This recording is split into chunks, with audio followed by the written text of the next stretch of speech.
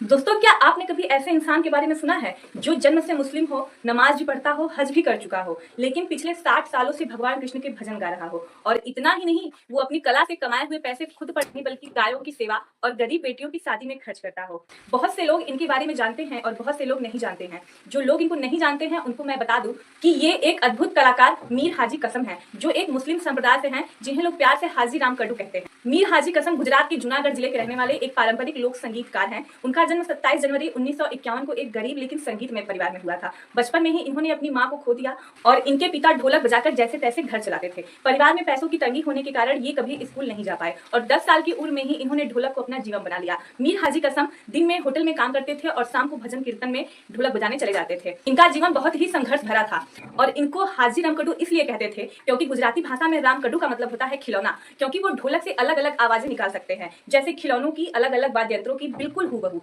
धीरे धीरे इनके इसी हुनर से इनकी पहचान बनने लगी। इन्होंने मशहूर लोक गायिका देवालीबेन भील और प्रसिद्ध गायक प्राणलाल व्यास के साथ मंच साझा किया और यहीं से शुरू हुआ इनका 50 साल लंबा संगीत का सफर। इन्होंने सिर्फ भारत में ही नहीं बल्कि अमेरिका, यूके, कनाडा, दक्षिण अफ्रीका जैसे देशों में भी भारतीय लोक संगीत का नाम रोशन किया है और यहीं से शुरू होती है इनकी सबसे बड़ी महानता। मीर हाजी कसम ने 30,000 से ज्यादा चैरिटी शो किए और उन सभी का पैसा गौशालाओं और गरीब बेटियों की शादी में दान कर दिया। अब सोचिए, एक ऐसा इंसान जो खुद गरीब परिवार से आया हो लेकिन फिर भी दूसरे के लिए जीता हो। और यही नहीं, 70 साल की उम्र पार करने के बाद भी वो आज भी गरीब बच्चों को फ्री में संगीत सिखाते हैं। और उनकी सबसे बड़ी खास बात यह है कि वो मुस्लिम होते हुए भी पिछले 60 सालों से हिंदू भजन गा रहे हैं। ना कभी किसी ने उनका विरोध किया, ना उन्होंने अपनी पहचान छुपाई। और हाल ही में 25 मई 2026 को राष्ट्रपति भवन में उनको पद्मश्री पुरस्कार से सम्मानित किया गया है। इनके लिए ये सिर्फ एक कलाकार का सम्मान नहीं था, ये सम्मान था भाईचारे का, इंसानियत का और भारत की गंगा जमुनी तहजीब का। हाजी कसम की ये कहानी हमें बहुत कुछ सिखाती है।